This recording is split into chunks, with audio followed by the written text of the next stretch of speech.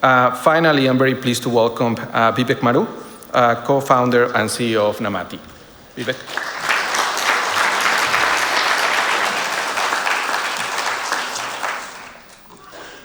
I said the best way to hope is to act. How about we repeat that one together? The best way to hope is to act. And Aiden, I wanted to follow up on your poll. There weren't too many business people, right? I couldn't see from not too many. What about, how many of you have a law degree? Raise your hand. Okay. I hope we didn't scare the business people away, but there are a lot of lawyers in the room, and I love y'all. I'm a lawyer too. Shoot, some of my best friends are lawyers, yes. But as the Polish Minister of Justice reminded us on our first day, law cannot fulfill its promise as a safeguard of basic rights or a constraint on power if law is the exclusive domain of judges and lawyers, right?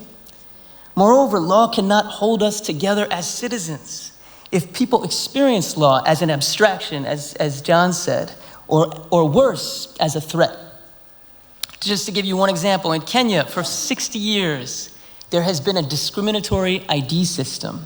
For most Kenyans, you don't even think about applying for an ID. It takes you 2 weeks, you get it, you go home, no worries.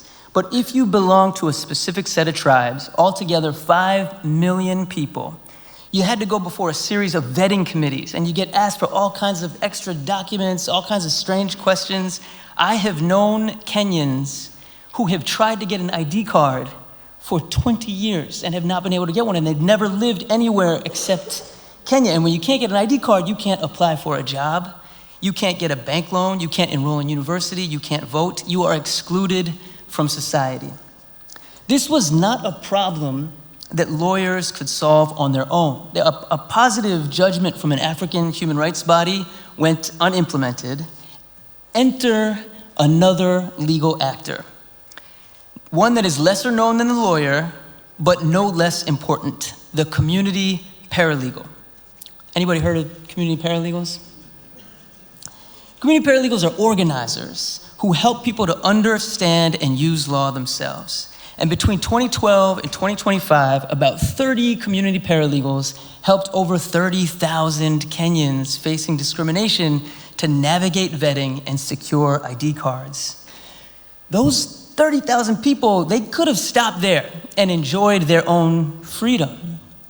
But instead, they partnered with the paralegals to build a movement to demand an inclusive ID system for all.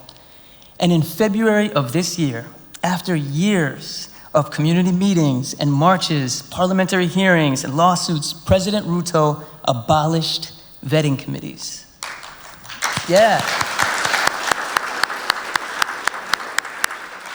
It was a historic win. Today, people from those communities that faced discrimination are applying for IDs and tracking their experience to make sure that the government follows through on the president's decree. This is the legal empowerment cycle, when ordinary people go from knowing and using law to shaping law and back again. Namati built that paralegal effort with partners in Kenya, and we work with amazing community paralegals on the ground in 6 other countries, from Myanmar to the United States. We also convene the Grassroots Justice Network, an alliance representing 4,000 groups in 180 countries. Some of our members are in this room, I think.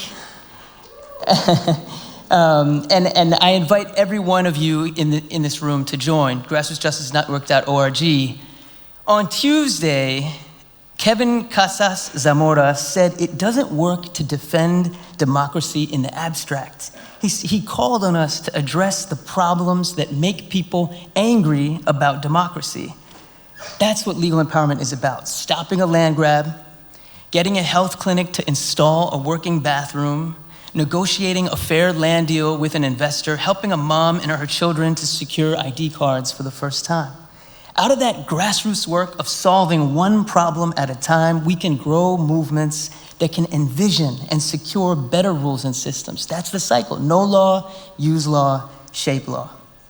To advance Warsaw Principle 3 on participation, Principle 4 on human rights, Principle 6 on people-centered justice, Namati and members of the Grassroots Justice Network are launching next year the Grassroots Justice Academy with a goal of strengthening movements in 100 countries.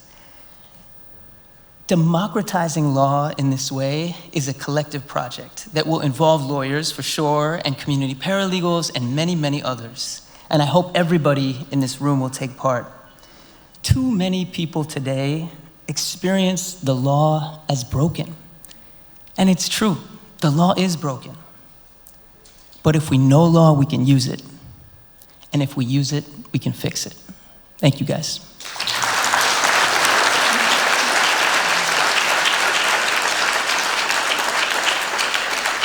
Thank you. Thank you very much, Vivek, for your remarks and for championship legal empowerment as a way for advancing people-centered justice.